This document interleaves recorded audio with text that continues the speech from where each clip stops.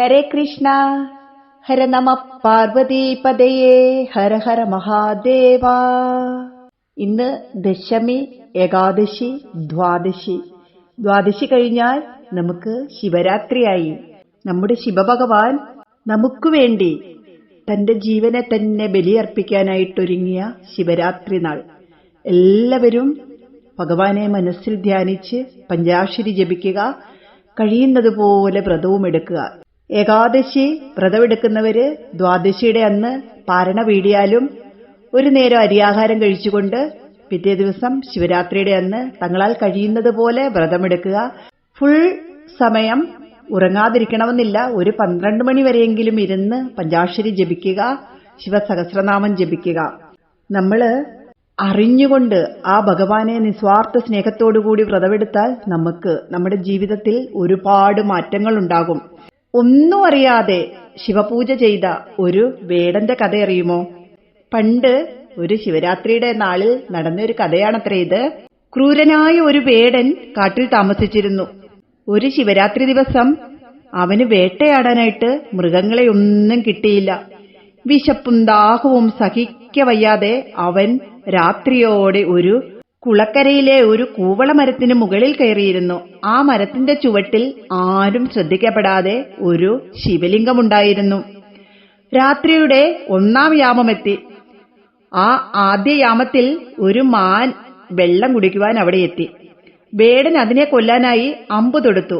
ആ സമയത്ത് അവന്റെ കയ്യിലിരുന്ന വെള്ളപാത്രത്തിൽ നിന്ന് അല്പം വെള്ളവും കൂവളത്തിന്റെ ഇലകളും താഴെയുണ്ടായിരുന്ന ശിവലിംഗത്തിലേക്ക് വീണ് ആ വേടൻ അറിയാതെ ആ ശിവലിംഗത്തിൽ പൂജ ചെയ്തു. ആ സമയം മാൻ വേടനെ കണ്ടു. എന്റെ കുഞ്ഞുങ്ങൾക്ക് ഭക്ഷണം കൊടുത്ത് ഞാൻ തിരിച്ചു വരാം, എന്നെ ഇപ്പോൾ കൊല്ലരുതേ എന്ന് ആ മാൻകുട്ടി അപേക്ഷിച്ചു. വേടന് അതിനോട് സഹതാപം തോന്നി, അതിനെ പോകാൻ അനുവദിച്ചു. അങ്ങനെ കുറെ സമയങ്ങൾ കഴിഞ്ഞു. രാത്രിയുടെ 2-ാം യാമമെത്തി. ആദ്യത്തെ ആ മാനിന്റെ സഹോദരി ആ മാനിനെ തേടി അവിടെ എത്തി. വേടൻ വീണ്ടും അമ്പു തൊടുത്തു.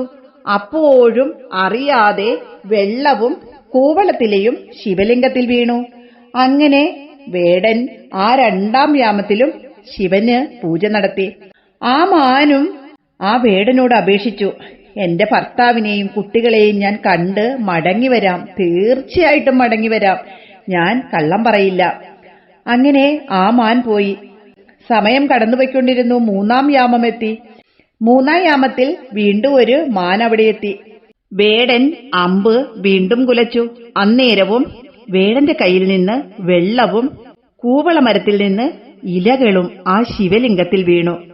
അങ്ങനെ ആ രാത്രിയുടെ 1-ാം യാമത്തിലും 2-ാം യാമത്തിലും 3-ാം യാമത്തിലും വേടൻ അറിയാതെ ശിവലിംഗത്തിൽ പൂജ ചെയ്തു.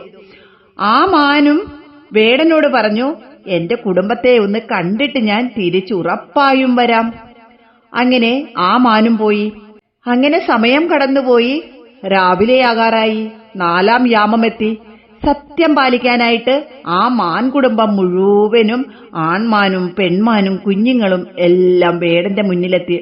അവരെ കണ്ട വേടൻ വീണ്ടും അമ്പു തൊടുത്തു. അപ്പോഴും ശിവലിംഗത്തിൽ വെള്ളവും ഇലയും വീണു. അങ്ങനെ 4 യാമങ്ങളിലും വേടൻ അറിയാതെ ശിവപൂജ ചെയ്തു. ഇതുകൊണ്ട് വേടന്റെ ഉള്ളിലെ പാപങ്ങളെല്ലാം നശിച്ചു. അവന്റെ മനസ്സു മാറി. അവന് മൃഗങ്ങളോട് കരുണ തോന്നി. അവൻ അമ്പ് താഴെയിട്ടു. ആ നിമിഷം സാക്ഷാൽ പരമശിവൻ അവിടെ പ്രത്യക്ഷമായി. അറിയാതെയാണെങ്കിലും ശിവരാത്രി വ്രതം അനുഷ്ഠിച്ച വേടന് ഭഗവാൻ മോക്ഷം നൽകി.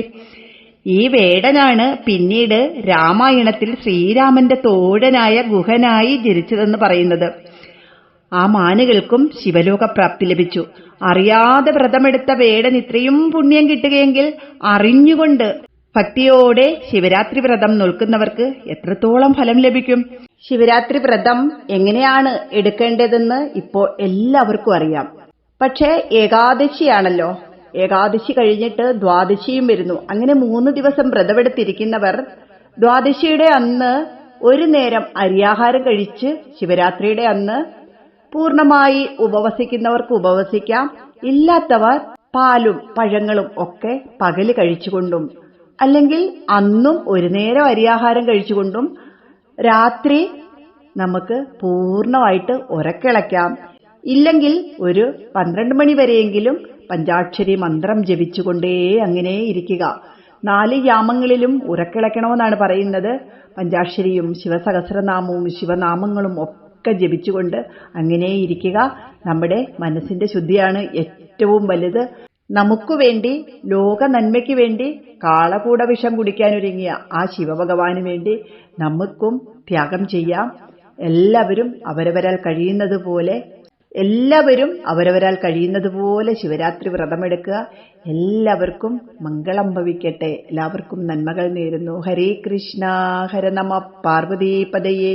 ഹര ഹര മഹാദേവാ.